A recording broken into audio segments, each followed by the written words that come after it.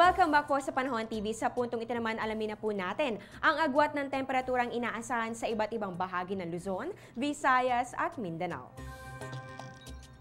Sa Luzon po, mataas po dito sa Tuguegarao City na meron pong 25 to 36 degrees Celsius. At dyan naman po sa Baguio City, malamig pa rin po ang temperatura. Yan po ay 16 to 24 degrees Celsius.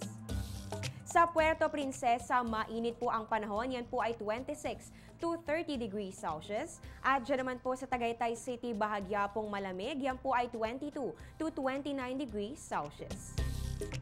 Sa Visayas naman po tayo, pinakamataas na po dyan sa Tacloban. Yan po ay 25 to 31 degrees Celsius. At dito naman po sa Iloilo at Bacolod, merong 24 to 30 degrees Celsius.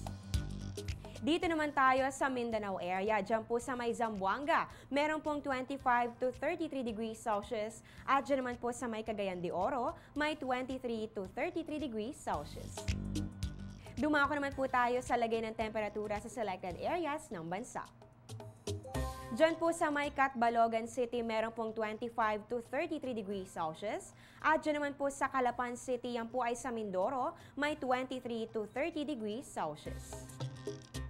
Dito naman sa Tagbilaran City, yan po ay sa Bohol. Mataas na po ang temperatura nga abot ng 26 to 31 degrees Celsius. At dito naman po sa may Kidapawan, yan po ay sa North Cotabato, may 23 to 32 degrees Celsius. Ano nga ba ang sakit na kolera at paano ba ito maiiwasan? Alamin yan sa sigla.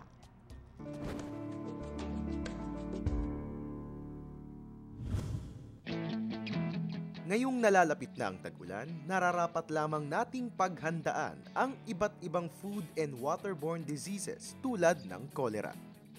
Ito ay nakukuha sa kontaminadong pagkain at tubig dulot ng mikrobyong kung tawagin ay Vibrio cholerae.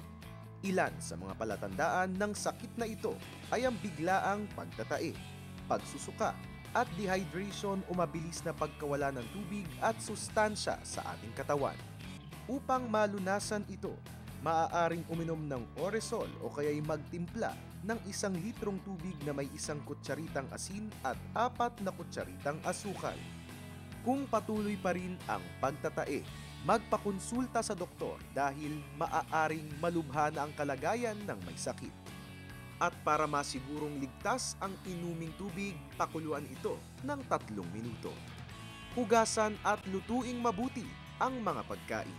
Takpan ng pagkain kung ito'y iiwan upang hindi puntahan ng mga insekto at daga. Ugaliing maghugas ng kamay pagkatapos gumamit ng kubeta at bago kumain. At panatilihing malinis ang kubeta upang maiwasan ang pamamahay ng iba't ibang mikrobyo dito.